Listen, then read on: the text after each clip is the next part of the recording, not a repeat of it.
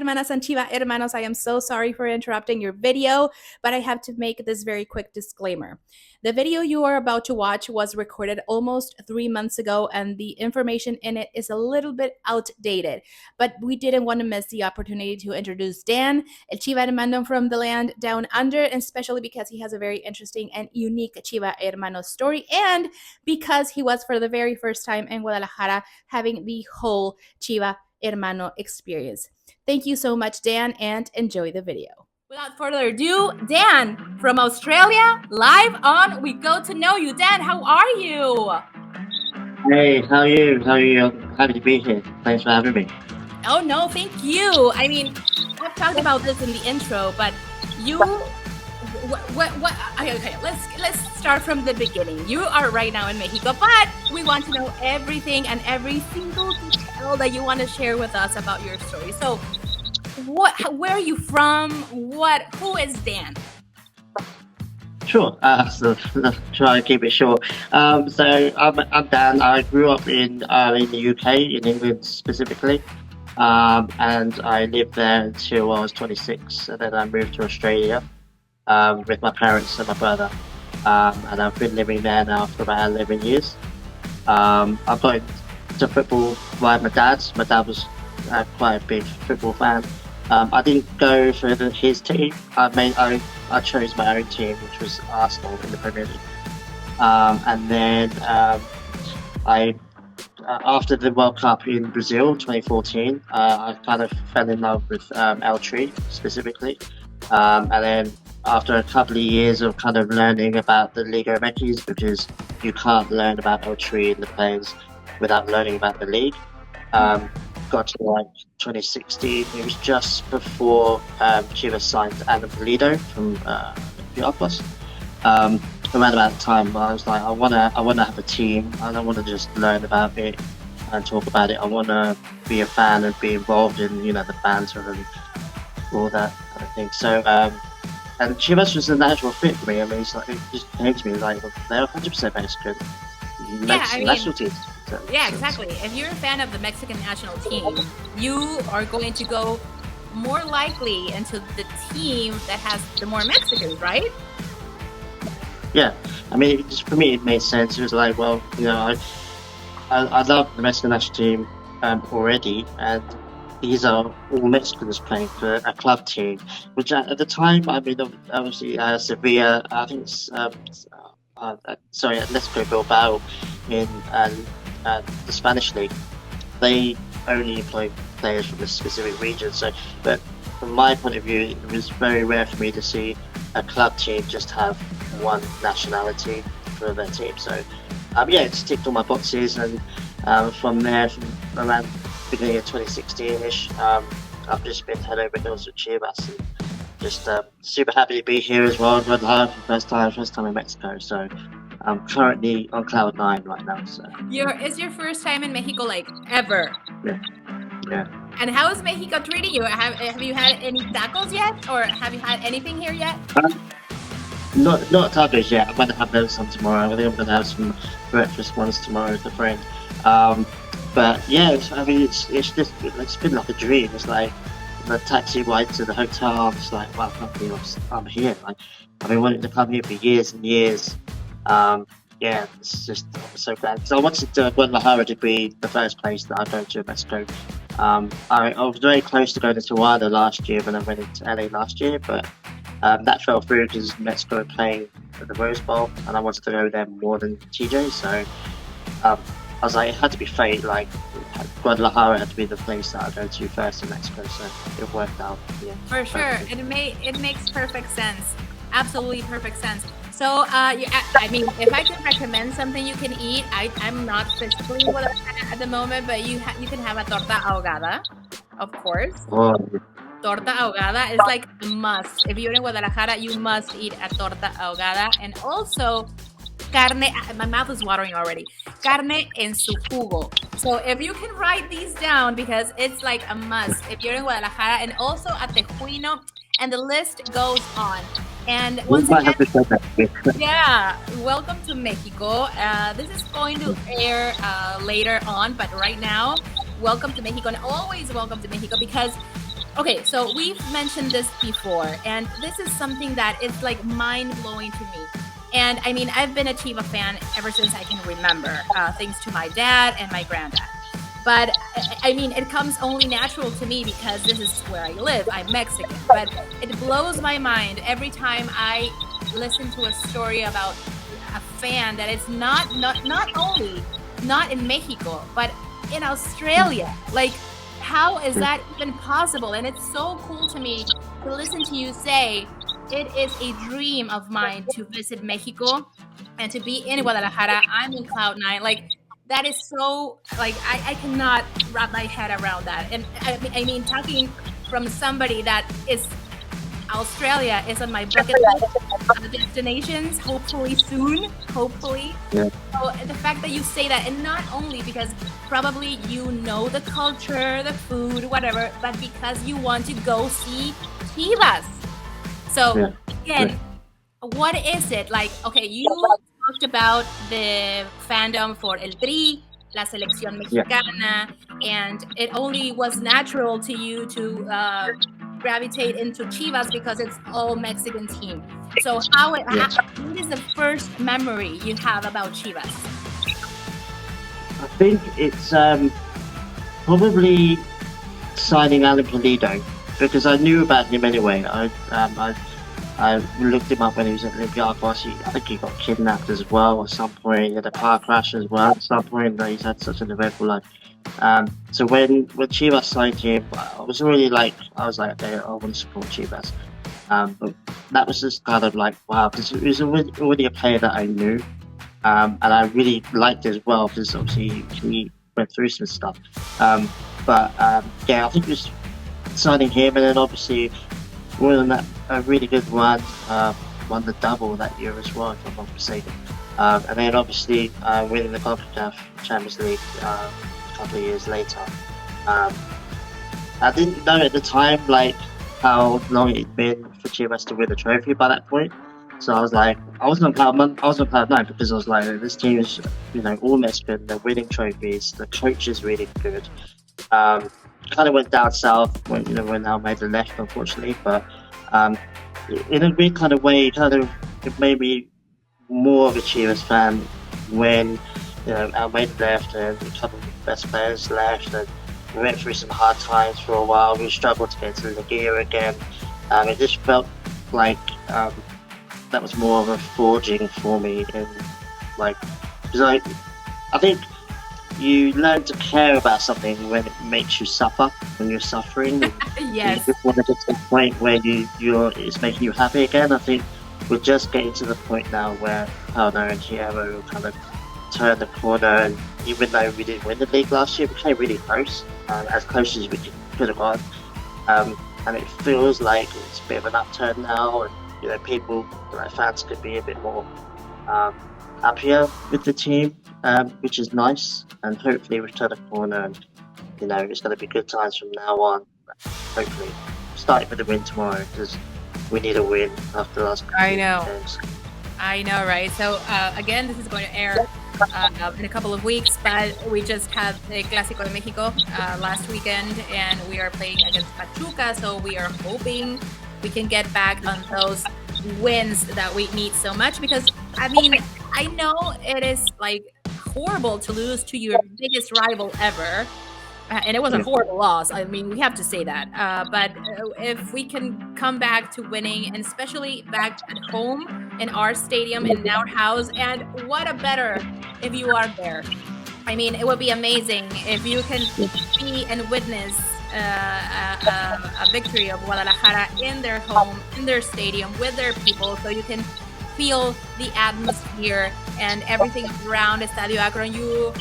I mean, I don't say it because it's our stadium, like Chivas fan stadium, but it's an incredible, it's beautiful, and you're going to see for yourself. And I really hope they can gift you this win that we all need and want.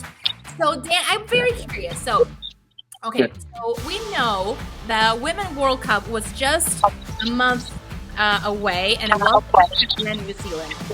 And for us here on this side of the world, it was brutal to keep up with the time difference. And especially the last part of the tournament and semifinals and everything, that games were at 3 a.m. in the morning for us. So I want to ask you, on the other hand, like, how is it that you watch Chivas games? Like, what time do you watch them? So normally in the league, they're normally somewhere between 7 a.m. and 10 a.m., which is it's not too bad. If it's not normally it's a weekend as well, thankfully. It just depends on what my work schedule is. At worst case scenario, I'm working a night shift and I get to go home and watch. Not that's what normally happens. I finish the night shift at 6 a.m. and I get home and then the game starts at 7 or 8 o'clock or 9 o'clock in the morning.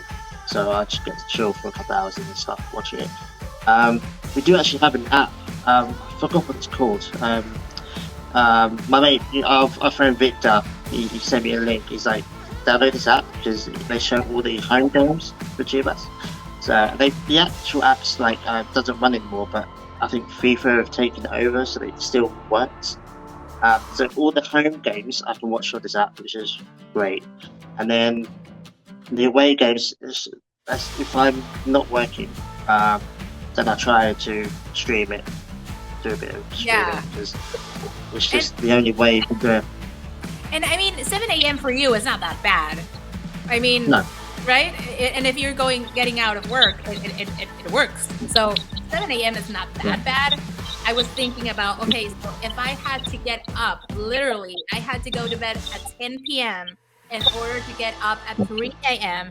and watch a Women World Cup game, because it was a crazy time difference. So I was very curious, but it's not that bad after all. I mean, it's not that bad. It's different with Arsenal as well, because with Arsenal it's a little bit earlier times, but the Champions League games are 3-4 o'clock in the morning, so that's a bit difficult. But with Chivas, the time difference actually works out, because even if I'm not working, I'll just wake up, watch the game for a couple of hours, and I either go back to bed or I go about my day. So Chivas specifically is actually a pretty decent time, even though it's in the morning. It's still doable. It's doable. 7 a.m. is doable, right? It's not like 3 a.m. Okay, so I want to ask you now. You've told me about your history, about how it is that you fell in love with Chivas and la Selección Nacional, and it goes hand in hand in some way. What is it that you expect? I mean, it's your first time in Mexico. It's your first time in Guadalajara. It's your first time attending a Chivas game at home. Not only a Chivas game, at home in Guadalajara. What are your expectations? What do you want to see? What do you want to listen, hear, smell, whatever? What do you want? I mean, I think I've seen a lot of YouTube. There's a few YouTubers that go to Chivas games, so I've seen a lot of video footage and photos of the stadium. It just seems to have like a really unique atmosphere. I think it's you have that little gap between the stands and the roof. I don't know why. I think the sunlight coming through there, sometimes like if the sun's setting, it looks so beautiful. I'm expecting a lot of noise. I'm expecting a lot of noise from the crowd. And I'm expecting for the team specifically, I'm expecting them to fight, have a little bit of fire, have a little bit of anger-ish, for the result against America, and they want to, bounce back. And I'm hoping that the only positive for the America result would be that they're fired up this time, and they're like, no, we're determined not to lose this game. We need to get another win. And I feel like if we win against Pachuca, we can kind of put the America result to bed a little bit and regain our winning form. But yeah, I'm expecting loud crowds, and just being caught up in the atmosphere. I mean, I can't wait.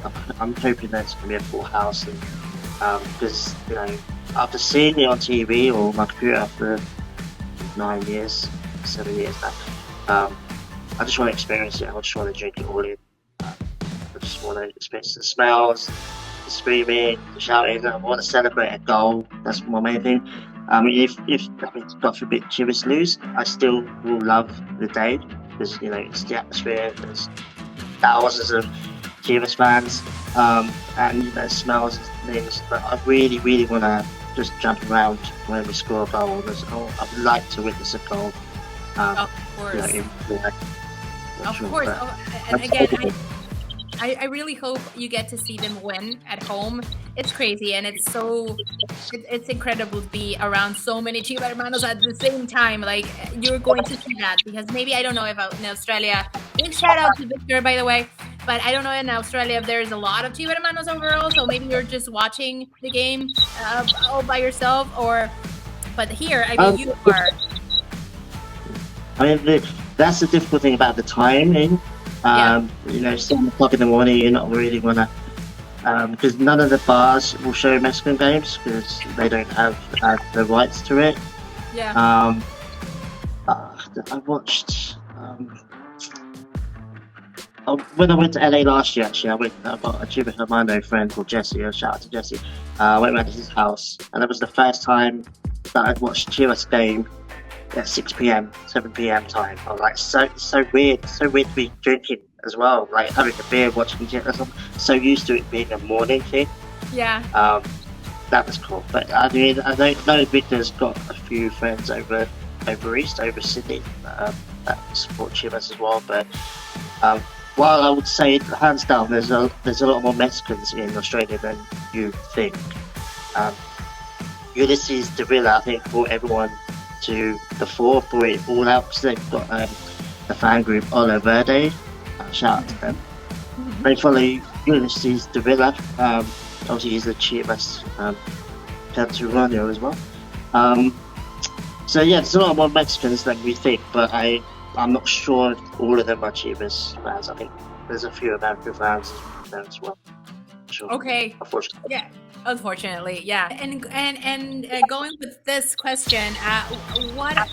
And I don't want to put you on the spot here, but I'm pretty sure you know about this. But what lineup do you want to see tomorrow? So considering what we saw in El Clásico de Mexico, and there were a couple of things that maybe didn't fit very well in the tactics structure overall in the game, and I mean, we know what happened.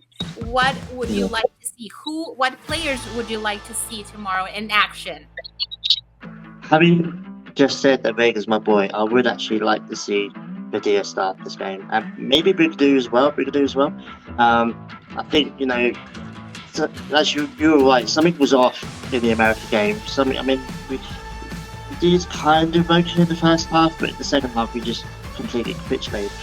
I would like to see the youngsters start because I think they have a bit more fire at the moment. They've got more to prove. They're young kids as well. They've got more energy. I think they'll just give our attack a little bit more speed and fluidity, and they've done really well. Both of those players have done really well so far this season. So I'd like to see them play. I wouldn't be surprised if Vega starts. I wouldn't be surprised if Piojo starts. I think Marion's probably nailed on to be the striker. Talking about striker, I'm so sad for JJ Macias. I mean, he was almost back from his injury, and I knew that this was going to be his year because Paulo was in. I think he would have had a really good season. So it sucks that he's injured. But hopefully, I think he's back soon. But I think Marion starts the striker. I would like to see the kids starting wingers. I want to see Mozo start right back. I'm not too keen on Sanchez being right back. I love Sanchez, he's done really well for the club. I'll keep him as a backup, but I think Mozo needs to be the starter every single game, especially important ones. The goalkeeper. I don't know. The keeper gets a lot of stick. Midfield. Oh, I want Pocho to start. I don't know why he's not been starting. Originally, I thought he was injured, but I was like, actually, he's not injured. He's just not playing for some reason. I don't know whether they've had an argument or I don't know what's going on. But he needs to start. He's our best player. He's our leader. Hands down. He's brought a leadership quality that he doesn't need to be scoring all the goals or setting up all the goals. And if I feel like if Pocho yells at you to do something, you're just gonna do it because you do it. Got that kind of whatever you say. Yes, sir. Yeah, he's got that kind of aura about him. and I think we missed that in the American game. So I really want to see Pocho start for sure. For sure, for sure. Yes. Well done. Time flew as expected, and I am so happy again. Please, everyone, go follow Dan. We're going to put his social media down below in the comment section so you can follow him. He's a Chivahermano from Australia, from the UK, but he lives in Australia. How crazy and amazing is that? And the fact that he knows exactly the lineups and he knows the players, that's impressive. Dan, thank you so much. Again, welcome to Mexico. Do you want to say something to the fandom all around the world that I'm pretty sure you know that there are a lot of Chivahermanos, not only in Mexico, of course, but in the USA. You'll be surprised if I tell you where have we found Chivahermanos in the world. Do you want to say something to them? Yeah, I just want to say thank you. Just the fan base has welcomed me so much. Obviously I'll get a lot of questions like, how did you become a Chivas fan? But it's never in like a negative way. It's like genuine curiosity. But the fan base has welcomed me. They've welcomed my banter. They've welcomed my crazy, sometimes crazy opinions. But I just really appreciate it. I'm honoured to be a Chivas fan. I'm honoured to be part of the fan group. And I'm going to be Chivahermano now till I die. And just thanks for welcoming me. Thanks for including me and putting up for me sometimes. I appreciate it.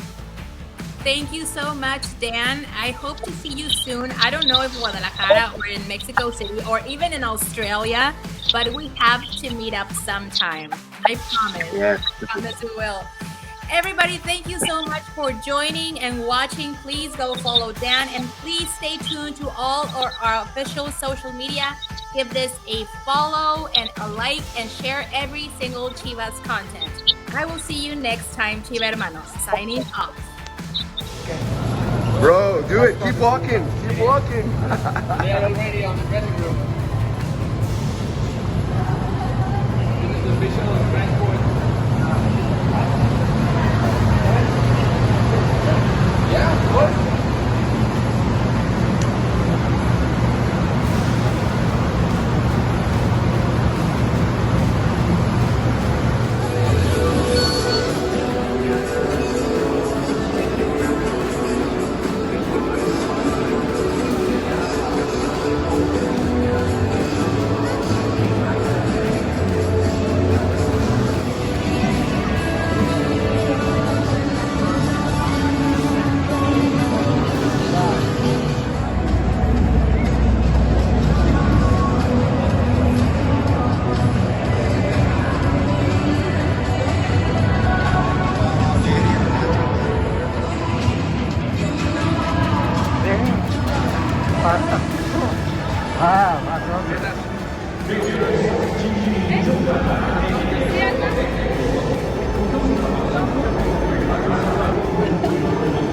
Right, man?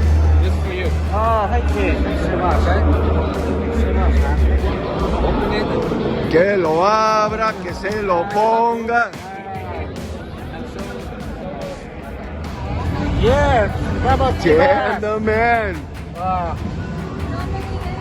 Muy feliz. Yeah, thank you so much, guys. It's been a really amazing experience.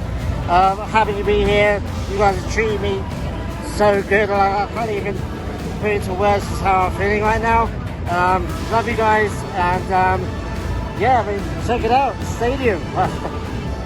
I'm never going to leave. I'm going to stay here now.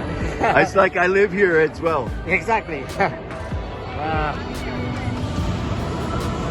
AKRON, like, I've been wanting to come here for like 9 years, so finally managed to do it, and you guys have just blown my brain and my heart away. It's been amazing. Thanks so much. Nice one.